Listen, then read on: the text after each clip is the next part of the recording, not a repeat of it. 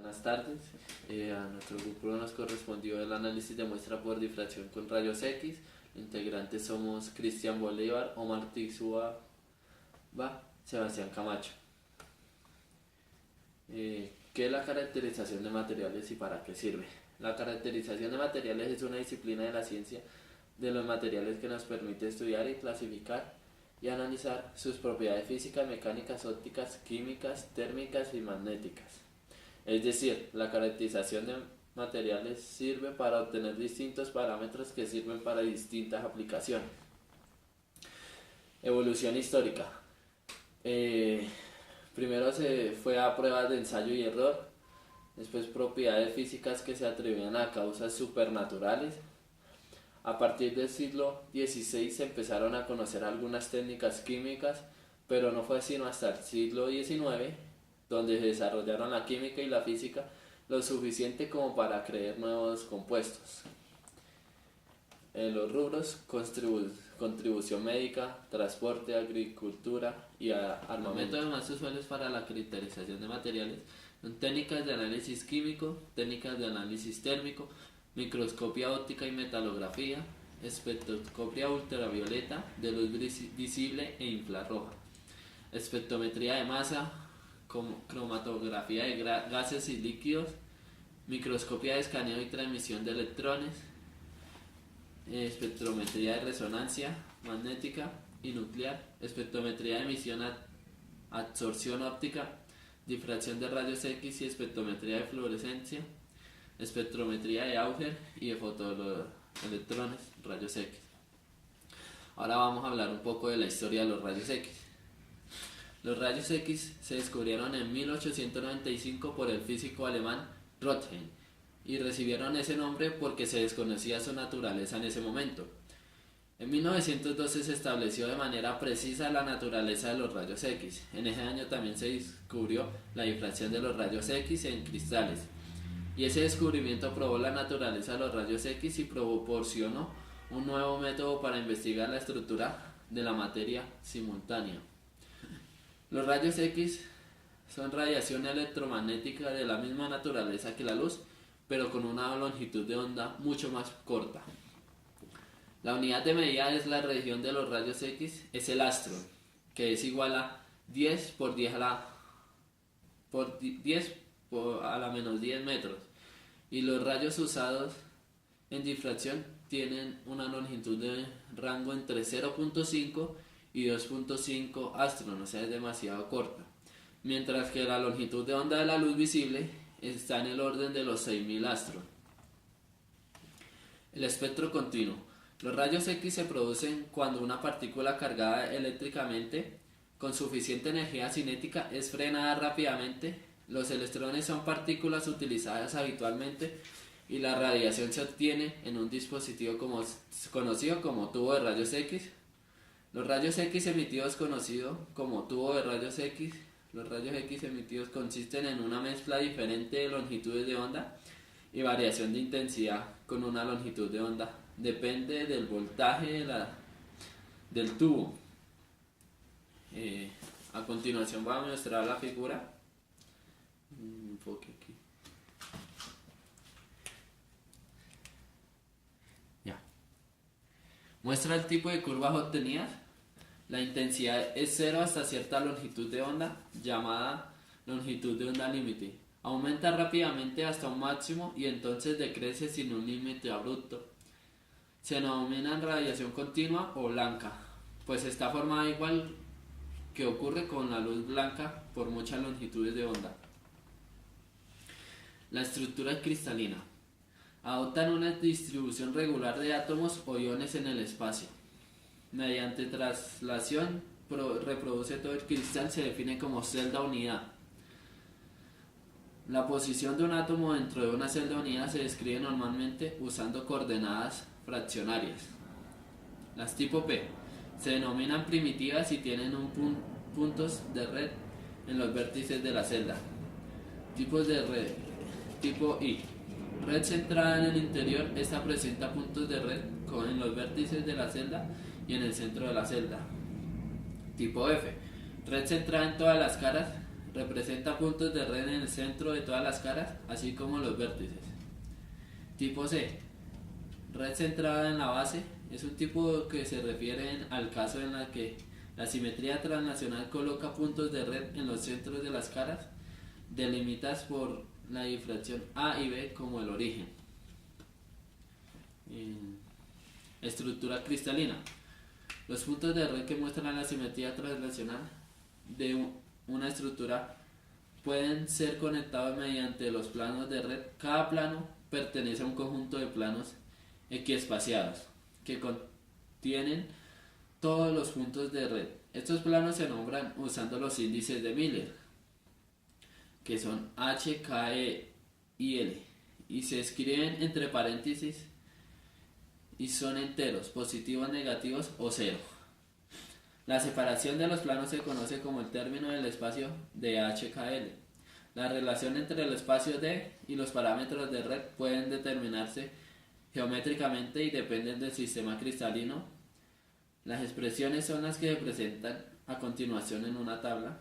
Como se observa, tienen complejidad creciente al disminuir la simetría del sistema cristalino. Listo.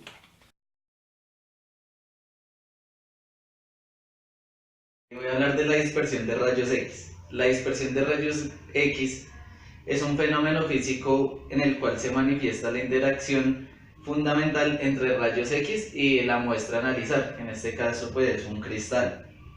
Al atravesar la muestra, los rayos X se difractan creando ángulos de diferentes medidas que nos permiten establecer de qué está compuesta la estructura del cristal que estamos observando. Mediante este proceso nosotros podemos tener detalladamente de qué está compuesto el material, la posición de sus moléculas, iones y todas las moléculas que conforman dicho material. Se realiza la dispersión de rayos X. Principalmente nosotros tenemos una fuente que produce rayos X. Rayos X pues que son disparados hacia varias direcciones. Pero estos deben estar contra una estructura que permita que solo pase un haz de luz.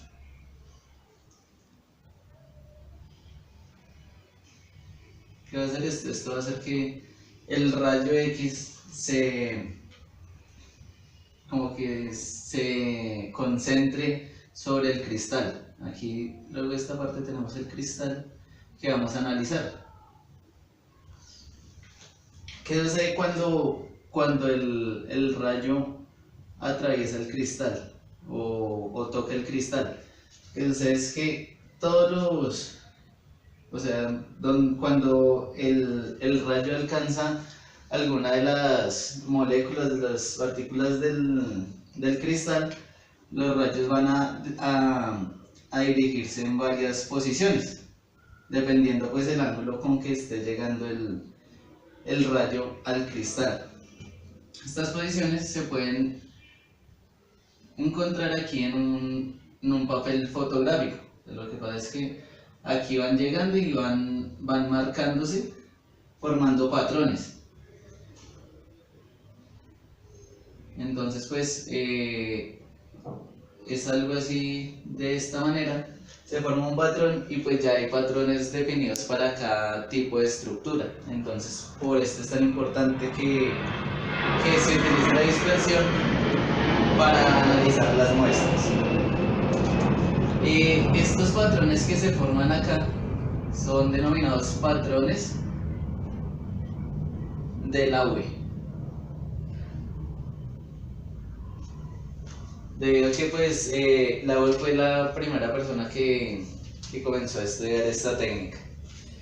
¿Qué sucede cuando analizamos esto? O sea, ¿cómo podemos determinar qué tipo de cristal es, cuál es su estructura? Pues lo que sucede es que dependiendo del ángulo con que el rayo llegue sobre el cristal, en algunas ocasiones va a ser más intenso y en otros va a ser más débil. De acuerdo a eso, pues nosotros vamos a poder identificar la estructura de la partícula. Para poder realizar la difracción de rayos X, nosotros tenemos que utilizar un haz de rayos X monocromático, que quiere decir la longitud de onda de todo el rayo debe ser de una sola longitud de onda, o sea, toda la onda debe ser igual. ¿Qué hacemos con esto? Pues nosotros tenemos aquí una estructura. Vamos pues este ejemplo en el que pues podemos ver que hay 3 planos diatómicos. Como el tamaño de la onda muchas veces es de igual medida al espaciamiento entre átomos, entonces pues es posible que los rayos lleguen y no solo actúen sobre uno de los planos, sino que puedan actuar otro de los rayos en los planos inferiores. Estos 3 planos los podemos representar con los índices de Miller. Los representaríamos de esta manera. De aquí tenemos la partícula y cada uno de los planos se representarían con H, K y L. Este espacio que hay entre cada plano es el distanciamiento que existe. Bueno, hay 2 formas para que el rayo llegue sobre la partícula. Puede ser cuando el rayo llega, o la onda que estamos utilizando, el haz de rayos X llega desfasado. Quiere decir, digamos que este es el rayo que está llegando sobre la partícula, ¿sí? Este tiene una longitud de onda, pero no llega sobre la partícula, sino que en este caso queda más abajo. ¿Qué sucede en este caso? No toca la partícula, no se produce reforzamiento del haz, lo que hace una interferencia destructiva. En cambio, si el haz de rayos X, llega con fase sobre la partícula, se difractará, y estos pues son, de acuerdo a la explicación anterior, los puntos que se van a reforzar más, los que van a tener más intensidad. Esto sería una interferencia constructiva. Aquí vamos a analizar la difracción de rayos X, para analizarla en únicamente 2 planos, uno superior y uno inferior.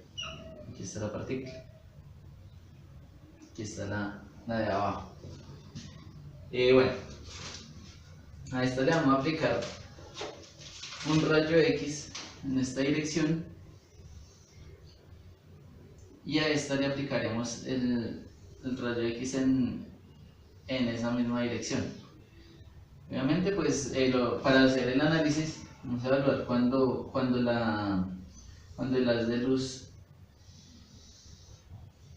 está en fase.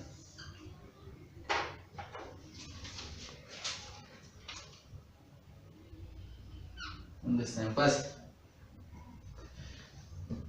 Como vemos, la que golpea la fase inferior recorre un trayecto más largo. Nosotros tenemos que evaluarla siempre y cuando estén en el mismo espacio de desplazamiento, o sea, tengan la misma medida este rayo que este. De ahí, aquí se va a formar una figura geométrica en la cual nosotros vamos a determinar un M, un P y un N. También pues de acuerdo a la difracción se van a formar algunos ángulos que se formarían acá, acá, y de acuerdo pues a la proyección de esta,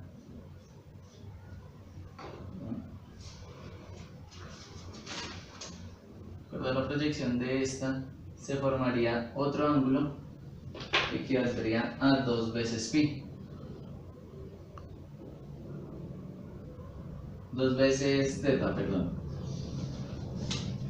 tenemos el rayo 1 y el rayo 2. De acuerdo a esto, nosotros comenzamos a determinar una ley en la que nos dice que la longitud de onda es igual a un entero que representa la suma de la distancia que hay entre M y P más la distancia que hay entre P y N.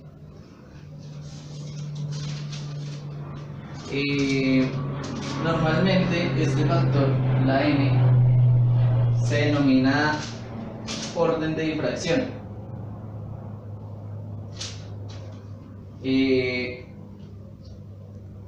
Bueno, de acuerdo a esto, pues, dado que esta distancia que hay en esta parte es equivalente a esta, y pues debería ser de la misma o es de la misma medida que el espaciamiento interplanar, nosotros podemos definir esta fórmula como n lambda de la distancia interplanar, sería HKL de seno, perdón, aquí faltó un 2, sería igual a 2 veces la distancia interplanar, sería 2 veces multiplicada por el seno de teta. Esta ecuación se denomina como la ley de Bragg. Bragg fue otro de los científicos que analizó esta técnica.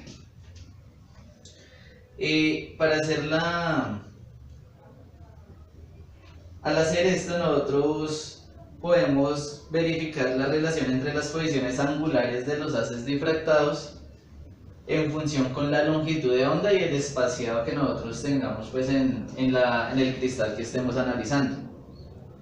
Pues para facilitar las cosas, muchas veces se trabaja con la n con un valor de 1, con lo cual pues la fórmula quedaría simplemente lambda igual a 2 veces el distanciamiento interplanar de HKL por el seno de teta. Este análisis de dispersión de rayos X, nosotros solo podemos analizar una muestra única. O sea, si debemos solo tomar una fracción, una parte de la muestra, no podemos analizar varias muestras a la vez. Varios granitos, digámoslo así. Con relación a esto, nosotros podemos utilizar el método de Debye-Schirer, que se aplica específicamente sobre polvos o granos finos, cristalinos. La muestra siempre debe estar fija frente a las de luz y lo que se mueve es el generador de los rayos, quien va a pegar sobre los granitos en diferentes direcciones. Si vamos a utilizar este método, siempre va a ser necesario que la muestra esté en polvo o esté en granos. Si tenemos una muestra demasiado grande y la queremos analizar por el método de Debye-Schirer, pues tenemos que molerla, si no viene previamente de esta manera. Con relación a la difracción de rayos X, nosotros pues podemos definir que las ventajas son la alta especificidad. O sea, debido a que nos muestra varios patrones que nos permiten analizar de qué está compuesto, cuando vamos a analizar cualquier sólido cristalino es un método muy efectivo. Lo deseable es que las muestras que se vayan a realizar mediante la dispersión sean de 0,1 miligramos. ¿Qué nos limita este método? Depende de la cristalinidad del objeto y del tamaño. Si la muestra es muy grande, pues no va a poder ser analizada tan fácilmente. Y lo que decíamos anteriormente, que también nos limita la muestra porque en algunos casos vamos a tener que moler el granito, la muestra, y ahí alteraríamos en algunos casos las condiciones físicas y químicas que tiene el material. Es una disciplina que la viene ejerciendo la ciencia desde hace un tiempo muy bien atrás, todo con un fin. Pues ellos, los científicos de la caracterización, la realizan con el fin de saber lo que son las propiedades tanto como físicas, mecánicas, ópticas, químicas, térmicas y magnéticas de dicho material. La caracterización sirve pues para obtener distintos parámetros con el fin de pues, llevarlos a distintas aplicaciones que pues, de hoy en día pues, están en funcionamiento. Pues en este momento vamos a hablar un poco de lo que es la evolución de lo que fue la caracterización o el estudio que hacían los científicos. Ellos hacían sus pruebas, como todo bien uno sabe, hace sus pruebas a punta de ensayo y error, que es un método que ellos ejecutaron primero. Luego de esto, pues para poder estudiar eso, pues tenía que haber como primero como el por qué lo hacían o saber por qué lo hacían, ¿sí? Causas para poder estudiar eso. Causas como la que mencionaba anteriormente la profesora, que era una de las causas que era el color claro del agua o el color azul del agua. Eso es una causa natural, no, supernatural, perdón. Causas como esas son a las que llevaban hoy en día la ciencia pues a estudiar todo eso y ver sus propiedades, el por qué era eso.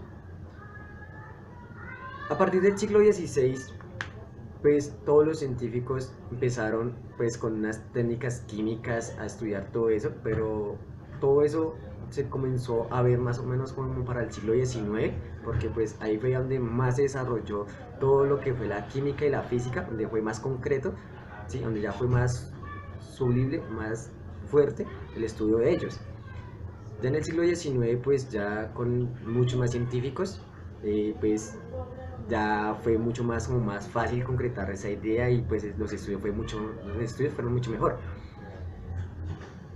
Hablábamos de aplicaciones anteriormente, aplicaciones como los que fueron, bueno, o esos compuestos que ellos hicieron o pruebas que ellos realizaban, hoy en día se están viendo en aplicaciones como lo son en la construcción, en la medicina, transporte, agricultura y pues lo que hoy en día también es el armamento.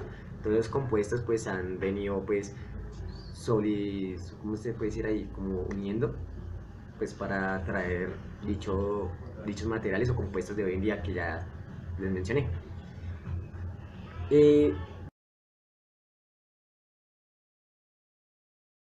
Bien, hablábamos de físicos, como físicos de más hay muchos, pero los que más enfocaron esto fueron lo que fue Martin, Leboy, Olive, Bloch y Purcell, Martin y James, Castin y Sloan, que fueron científicos que trajeron la ciencia desde el siglo XIX.